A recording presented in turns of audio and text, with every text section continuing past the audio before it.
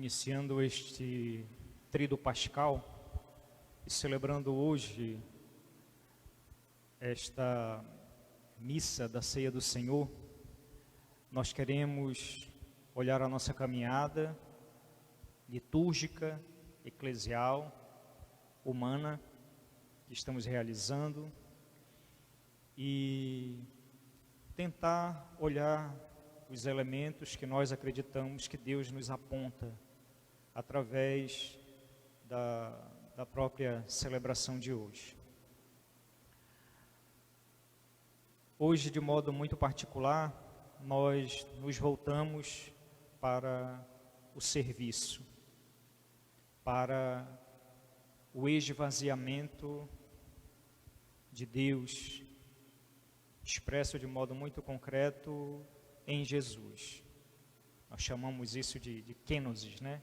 A palavra grega que nós herdamos, que é o esvaziamento, que é quando nós, na nossa linguagem limitada, dizemos que Deus, onipotente, grandioso, altíssimo, assumiu a nossa condição. Começou, então, a caminhar conosco, a estar no nosso meio, a abrir um caminho que todos nós somos chamados, então, também correr. O caminho do serviço. E, de modo muito particular, as leituras vão nos apontando, então, o que é a ceia do Senhor. O que é este memorial, o que é isso que nós celebramos e o que é a nossa identidade de cristãos e cristãs a partir desta ceia. A primeira leitura, que evoca já esse aspecto da libertação, a libertação do povo de Israel. E o aspecto que nós podemos pegar desta leitura e de tudo aquilo que a compõe é justamente que esta ceia, este memorial, é algo feito em comunidade. E nós temos atualmente, então, esta indicação.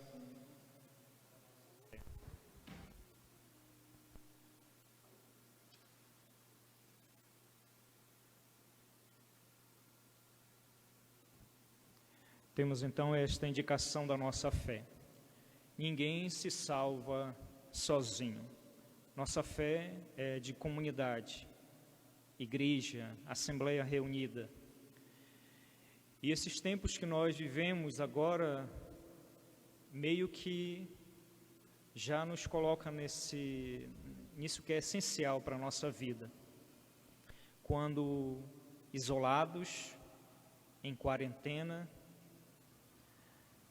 com uma nova rotina, com uma nova dinâmica, nós começamos a perceber aquilo que é essencial para a nossa vida, a nossa convivência, o nosso estar juntos, como pais e mães, filhos e filhas, a reavaliar nossas relações, nossas amizades. E isso é uma graça de Deus que a gente pode retirar também deste tempo tão difícil, né? De tudo a gente tem que tirar alguma coisa boa. E isso, então, para nós é muito claro, é muito concreto. O essencial da nossa vida, então, é estarmos juntos. A igreja só tem sentido, então, quando expressa isso nas suas relações. A ceia do Senhor só tem sentido, então, quando é partilhada, quando é vivida, quando é vivenciada. E a primeira leitura, então, nos coloca nessa dimensão da partilha. As indicações da Palavra de Deus para celebrar este memorial da libertação é justamente partilhar a comida com aqueles que não têm. E começa já, então, esse processo de libertação do povo de Israel. A ceia do Senhor, este memorial que é dado então ao povo de Israel, começa assim: a partilha, a comida, estar junto, em família, com os vizinhos, para poder trilhar, então, de modo muito concreto, esse caminho de libertação. E aí nós nos voltamos para aquilo que nós celebramos, que é a Eucaristia, e tentamos organizar, tentamos harmonizar este sacramento com esse aspecto da partilha. Hoje muito se fala também, então, dos necessitados, coisa que a Igreja sempre trouxe e sempre vai levar, esse olhar para as necessidades humanas, para os mais pobres. Os evangelhos, o início da Igreja, tudo é voltado para isso. Nós celebramos o ano da misericórdia, para olhar de modo muito claro também tudo isso. A campanha da fraternidade, que todos os anos nos coloca de maneira muito concreta, então, esse panorama, a partir da palavra de Deus, olhar os aspectos concretos da nossa própria vida. Fé e vida que caminham juntas. É o próprio Deus que vai nos acompanhando. E atualmente, então, nós temos que olhar isso. Temos, então, muitas oportunidades. Temos muitas iniciativas da parte, então, secular, e precisamos também, nós que professamos uma fé, ter também uma ênfase maior nisso. Porque se o mundo secular se organiza dessa maneira, com esse olhar, e faz muito bem, nós que professamos uma fé e temos todos esses elementos, não podemos ficar para trás nesse sentido. Então, as necessidades humanas, a fome, a sede, a nudez, as escravidões.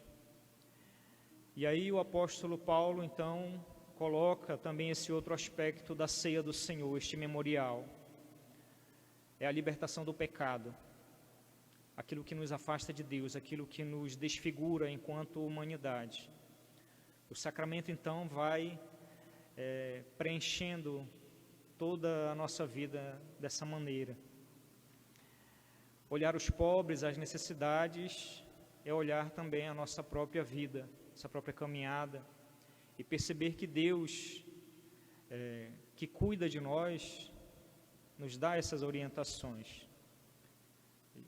A gente recorda, por exemplo, a carta de Tiago, né, quando dizia que a fé precisa se manifestar em obras. Depois os santos e santas, toda a igreja, souberam caminhar por aí. Hoje não é diferente para nenhum de nós. Por isso vamos nos intensificar nesse olhar. O pecado se manifesta então quando a gente percebe essa disparidade entre nós, entre uns que têm e outros que não têm. Casa, comida, amor, companhia, amizade, fraternidade, justiça. A libertação do pecado então se manifesta quando a gente luta contra tudo isso. Primeiramente, claro, em nós, e depois também nos espaços, nas realidades onde nós somos chamados a viver, a nos situar. Isso não é fácil. Isso requer um caminho de conversão. E isso aparece também na ceia do Senhor, quando o Senhor Jesus, que em toda a sua vida, em toda a sua caminhada, sempre foi servo da humanidade, sempre foi o rosto de Deus que está a serviço, agora de modo mais escandaloso, se coloca diante dos apóstolos para lavar os pés. Para nós é um gesto muito... precisaria um dado cultural, para que a gente pudesse perceber a força desse gesto. A gente tenta, mas a gente percebe através do Evangelho que isso é escandaloso, e aparece em Pedro, que fala sempre pelos outros apóstolos, Podemos até dizer que a fala de Pedro manifesta a fala dos apóstolos. E por que não dizer também de parte de nós, de alguns de nós, que olhamos Jesus e nos escandalizamos com essa imagem de Deus que Ele nos apresenta, um Deus que se coloca então no serviço, que se coloca no último lugar, aquilo que Ele já havia indicado. Isso escandaliza Pedro. Porém, o Senhor diz para ele e a nós também, não há outro caminho a não ser esse. E por isso, então, a humanidade tem que, nós, igreja, temos que fazer todo o esforço possível para trilhar este caminho. E o nosso modelo, então, é Jesus. Ele é o nosso modelo. E é bonito, então, celebrarmos a ceia do Senhor com todos esses aspectos. E tantas outras coisas que nós poderíamos dizer a respeito dos textos bíblicos, mas que para nós, nesse dia de hoje, eu creio que já nos ajuda a vivermos bem esta quarentena, enquanto todos estamos em casa, pelo menos aqueles que podem, E nós olhamos também, e sempre vamos dizer isso, tantos irmãos e irmãs que não têm casa, que não têm o que comer, e tantos outros irmãos e irmãs também que se colocam a serviço. E a gente fala de modo muito concreto dos profissionais da saúde, e também aqueles que nós sabemos que têm a responsabilidade do serviço, seja da limpeza pública e tantos outros serviços que ajudam, a sociedade. É um período bonito, então, para olharmos, claro, as mazelas, a dor que fica diante dessas situações, mas ao mesmo tempo olhar com aquilo que Deus nos apresenta. O que é essencial para a nossa vida diante de tudo isso? E para nós, então, e a nossa fé é sempre de ressignificação, ressurreição é sempre isso, Para nós, então, fica esse chamado a ressignificarmos, então, a nossa vida. É uma chamada de atenção que nós podemos aproveitar bem nesse período. E é bonito, então, que Deus, que não está distante desta realidade, está conosco, nos acompanha de modo muito concreto para nós, enquanto igreja, na Eucaristia.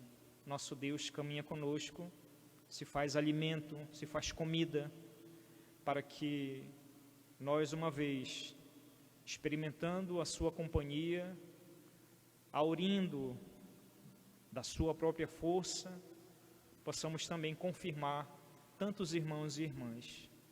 Seja para nós, então, um tríduo pascal abençoado, que a Páscoa da Ressurreição que vamos celebrar logo mais, seja para nós essa ressignificação total da nossa fé, da nossa vida, das nossas relações, e a gente possa sair desse período mais fortalecidos, mais vivos, mais humanos.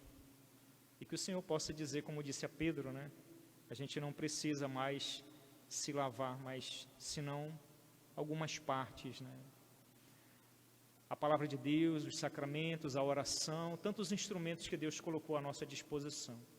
Que a gente possa usar tudo isso, então, para deixarmos que a graça de Deus, que a água do seu coração possa realmente nos lavar, nos ajudar, nos ensinar a sermos servos e servas.